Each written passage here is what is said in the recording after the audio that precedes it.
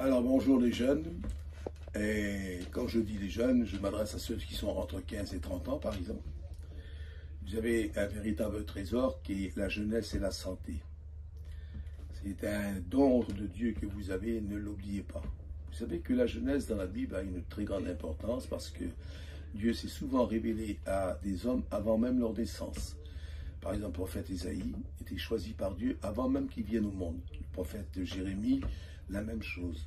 Le prophète Jean-Baptiste, oui, Dieu peut se servir de la jeunesse comme il l'a fait pour le jeune évangéliste Timothée et Saint Jean qui avait à peine 17 ans quand il s'est converti. Très bien. Maintenant, cette jeunesse qui est au service de Dieu, c'est quelque chose d'important, mais n'oubliez pas, jeunes gens, jeunes filles, que l'ennemi de nos âmes fera tout pour vous arrêter, vous décourager et vous faire chuter dans les commandements de Dieu.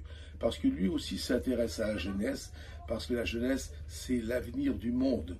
Comme chez nous, notre jeunesse, c'est l'avenir de notre mission. Alors, n'écoutez pas l'ennemi. Et puis qui vous disent dans votre... Ah, il ne faut pas écouter les vieux, ils sont arriérés, ils sont démodés. Vous savez, quand on me dit ça, moi, je leur dis non, tu sais, mon fils, on n'est pas arriéré, démodé, on est biblique. Parce que si la Bible nous disait autrement, on le ferait. Mais la parole de Dieu s'adresse aussi bien à celui qui a 20 ans comme à celui qui a 80 ans. Et les commandements de la parole de Dieu sont les mêmes pour tous. Alors, n'oubliez pas, avant de vous marier, parce que c'est un peu la question que tout le monde rêve d'avoir quand on a 18-20 ans.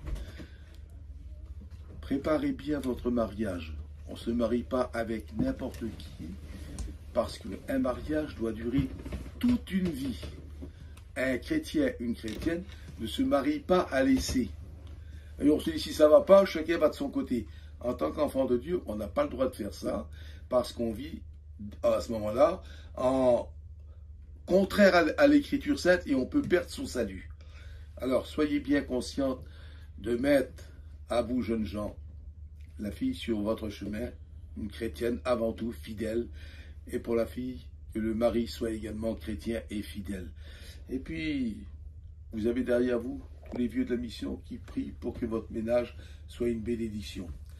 Alors, que Dieu vous bénisse et j'espère vous voir à très bientôt dans des réunions. Au revoir.